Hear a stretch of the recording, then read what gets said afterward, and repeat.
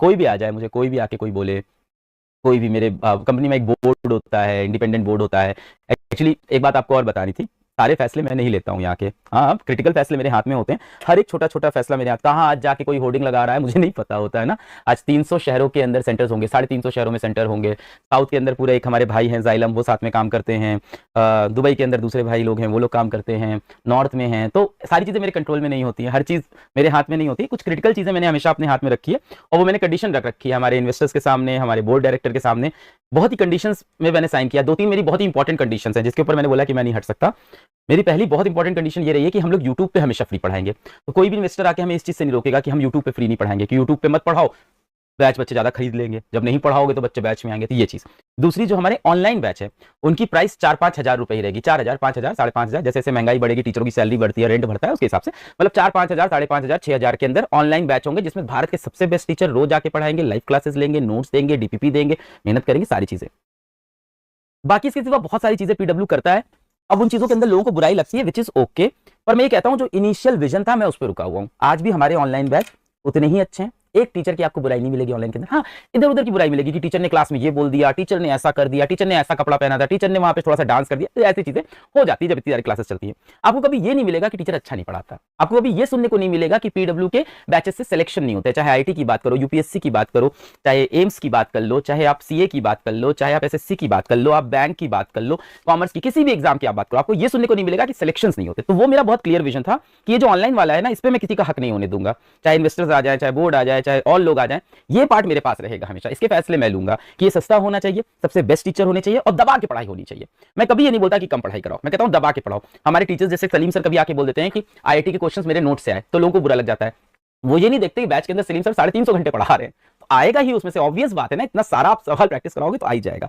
तो ये जो ऑनलाइन वाला वर्ड है ना, इस पे मैंने क्लियर कर रखा था इन्वेस्टर्स को, डायरेक्टर्स को, कि यार ये प्राइस में नहीं बढ़ाऊंगा, चाहे कंपनी जहां भी जाए, ये मेरे हाथ में रहेगा। इसी कंडीशन पे मैंने साइन किया है, इसी कंडीशन पे मैं सीईओ हूं। और जिस दिन ऐसा होगा कि ऑनलाइन बैच की प्राइस 15,000 कर दी, 20,000 कर दी, आज भी हैं कुछ प्राइसेस, कुछ बच्चे होते हैं जो छोटे ग्रुप में पढ़ना चाहते हैं, उनके लिए 20,000, 25,000, 40,000, 50,000, 60,000, 80,000 हर तरह, पर 5,000 के बैच रुकने नहीं चाहिए। और इसके अंदर टीचर की क्वालिटी गिरनी नहीं चाहिए, इसके अंदर कंटेंट की क्वालिटी गिरनी नहीं चाहिए। ये जो टीचर्स आपको 5-5 हजार के बैच में पढ़ाते हैं ना, सब बहुत बहुत बड़े टीचर होते हैं। इनकी क्लास में बैठने के लिए 1.5-1.5, 2-2 लाख रुपए लगते थे। ये कोई नॉर्मल यूट्यूबर टीचर्स नहीं है जिनको मैं लेके आया, कोई ऐसा आपको नॉर्मल यूट्यूबर टीचर्स नहीं मिलेंगे मेरे यहाँ।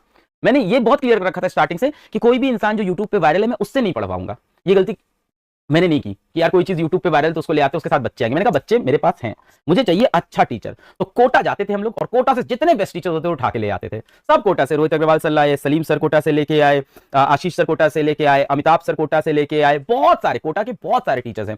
राजवन सर को लेके आए, वो आदमी तो साइंटिस्ट था, उसको पढ़ के लेके आए कि तुम पढ़ाओ भाई, कैसे नहीं पढ़ाओगे, आप आओ यहाँ पढ़ाओ। तो ऐसे ऐसे लोगों को मैंने कलेक्ट किया, पूरा एक एवेंजर्स असेंबल करके एक पूरी टीम बनाई। आज भी कलेक्ट करते हैं, बंद नहीं किया है। मुझे और टीचर्स चाहिए होते हैं, मैं और भी अच्छे टीचर्स आज भी ढूंढता हूँ, बेहतरीन बेस्ट टीचर्स आज भी ढूंढता रहता हूँ। थोड़ा सा आपसे शेयर कर रहा हूं क्योंकि आपने मेरी लाइफ का सिर्फ ये पार्ट देखा है, बट इसके सिवा ये मेरी लाइफ का शायद 10% है। मेरी लाइफ का 90% एक सीईओ की मेरी नौकरी है, एक मेरा काम है, एक जिम्मेदारी है जो मुझे निभानी होती है। तो ओवरऑल मेरा विजन हमेशा ही रहेगा कि मैं एजुकेशन को कितना सस्ता कर सकता हूं, कितने लोगों तक पहुंचा सकता हूं। अब इसमें बहुत सारे लोग ये प्रॉब्लम होती है कि आपका ऑफलाइन बहुत महंगा है, पर ठीक है ना, बहुत सारे बच्चे ऑफलाइन पढ़ना चाहते हैं। क्या ऑनलाइन महंगा हो गया क्या ऑफलाइन आने से? क्या हमारे लक्ष्य, अर्जुना, प्रयास, यकीन, इनके पैसे बढ़ गए क्या इनके अंदर टीचर खराब हो गए? सस्ते टीचर ले आया क्या मैं? किसी यूट्यूब पे जो यूट्यूबर्स जो होते हैं उनको ले आया क्या? सब कोटा कोटा के आप कहीं सर्च कर लीजिए इनके बारे में, आप पढ़िए यूट्यूब के ऊपर, जितने भी प्लेटफॉर्म, इंस्टाग्राम के ऊपर, बच्चे आजकल उस पर भी रहते हैं, बड़ा वो वैसा प्लेटफॉर्म है क्या, रेडिट के ऊपर बच्चे बहुत सारे होते हैं, आप पढ़िए। ये हो सकता है कोई टीचर के बारे में लिख रहा हो कि इस टीचर ने क्लास में ऐसा बोल दिया, वैसा बोल दिया, पढ़ाई पे कभी कोई कुछ नहीं करता, क्योंकि वहां मेरा सिलेक्शन बहुत ही क्लियर होता है। हाँ, ऑफकोर्स कहीं ना कहीं उसमें भी कमियां रह जाती हैं। आज ऑनलाइन के अंदर भी मेरे ख्याल से कुछ 1000 टीचर्स होंगे, तो 1000 टीचर के ऊपर क्वालिटी उतनी अच्छी मेंटेन करना मेरे लिए भी चैलेंजिंग, पर मैं करता हूँ। कहीं एक आध जगह मिस्टेक, ऐसा कोई परफेक्ट सिस्टम कोई भी नहीं होता है, बट हाँ ये चीज है। तो मेरा ओवरऑल विजन बच्चों यही है, आप लोग बड़े होइए, आके इस विजन से जुड़िए, और बस जो दिल में था मैंने बता दिया। अगर आप पूछते हो क्या पीडब्ल्यू के महंगे कोर्स हैं, हाँ हैं, इस चीज को मैं एक्सेप्ट करता हूँ। ऑफलाइन महंगा है हमारा, सभी के महंगे होते हैं, क्योंकि वहां पे रेंट होता है, टीचर की सैलरी होती है, बच्चे कम होते हैं। क्या आपके ऑनलाइन भी महंगे कोर्स हैं? हाँ हैं, पर मैं जो स्टैंड लेता हूं ना, आप मुझे हमेशा स्टैंड लेते हुए दिखोगे कि अर्जुना बैच बेस्ट है, लक्ष्य बैच बेस्ट है, प्रयास बैच बेस्ट है, यकीन बैच बेस्ट है, उड़ान बेस्ट है, नींव बेस्ट। तो मैं एक ऐसा इंसान हूं जिसको ऑनलाइन पे बहुत ज्यादा बिलीव है। मुझे लगता है देश की एजुकेशन अगर चेंज हो सकती है तो वो ऑनलाइन से ही हो सकती है। उसका कारण ये है फंड्स।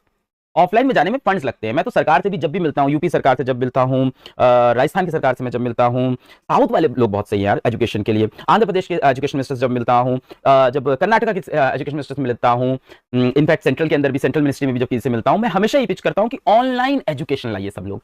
ऑनलाइन ही वो तरीका है जिससे पैसे कम हो सकते हैं। बहुत से लोग ये बोलते हैं कि ऑनलाइन के अंदर डिसिप्लिन नहीं है, ऐसा नहीं है, बच्चे के अंदर मोटिवेशन नहीं है। मैं कहता हूँ ये सब लग्जरी है जो एक अमीर बच्चा सोच सकता है। एक गरीब बच्चे को एक होप चाहिए होती है, कहीं से कोई हाथ दे दे मैं पकड़ लूं। उनके लिए मैं स्टैंड करता हूं यार, और उनके लिए मैं काम करता हूं। तो मैंने लगा मैं अपनी लाइफ का एक पार्ट आपको बता दूं कि मैं क्या काम करता हूं, क्योंकि मेरे बारे में बताने वाले बहुत लोग हैं आज के टाइम पे, और कोई कुछ भी कहानी सुना देता है। हर किसी को मैं रिप्लाई नहीं कर सकता यार। देखो अब एक एज हो जाती है, एक मेच्योरिटी हो जाती है लाइफ में, उसके बाद ना आप हर एक इंसान को आप जाके रिप्लाई नहीं करते रहते हो, किसने क्या बोला, उसने क्या बोला। तो मैंने साढ़े तीन साल पहले रिप्लाई देना बंद कर दिया। जिसको जो समझना है समझे, मैं अपना काम करता रहता हूँ। तो बहुत सारे लोग कुछ भी बोलते रहते हैं, मैं जल्दी रिप्लाई देने नहीं आता उन सबको। मुझे वो सब बहुत ही कॉन्ट्रोवर्शियल और बहुत ही अजीब सी चीजें लगती हैं। लॉन्ग टर्म में मुझे लगता है